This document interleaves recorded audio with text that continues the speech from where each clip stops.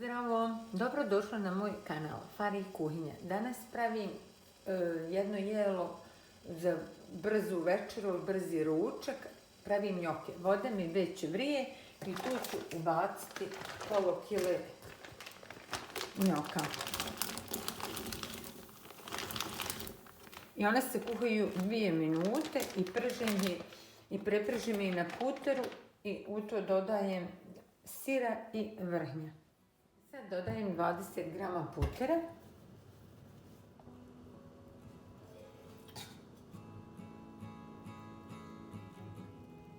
I pošto su nam njoke gotove, sad ih prebacivamo u talo da ih pržimo.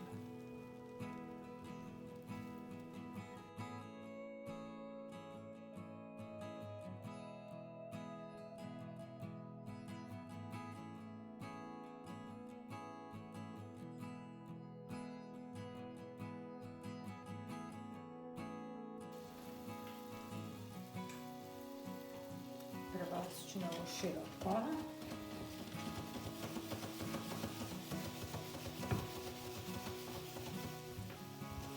Pošto smo njoke lagano prepržili na puteru, sad dodajemo svježeg sira, imaju 50 grama.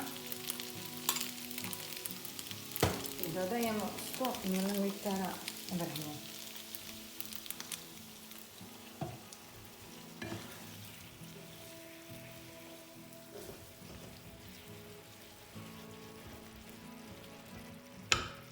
I dodajemo začin. Ja imam peršuna,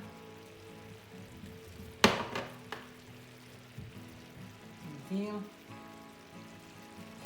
Dodate, ovdje ima opet izmiješani začina, znači sve po želji.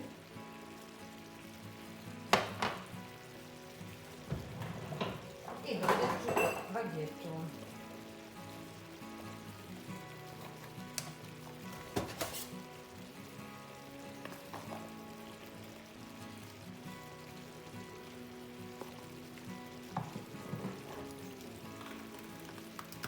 Sol i biber.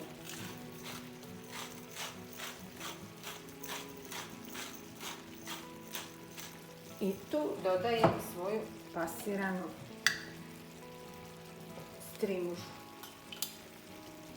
Jednu kašiku. I sad to sve izmiješamo. Možete to isto napraviti sa blitvom. Prodinstate, izblendirate i dobijete ovako zelenu boju. Pomiješate bijelog luka. Sve po želji. I još možda jedni 3-4 minute. I preko toga još stavljam parmezan.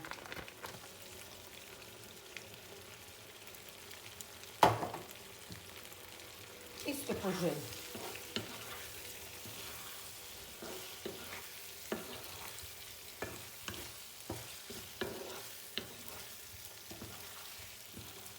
Jako zdravo, ukusno.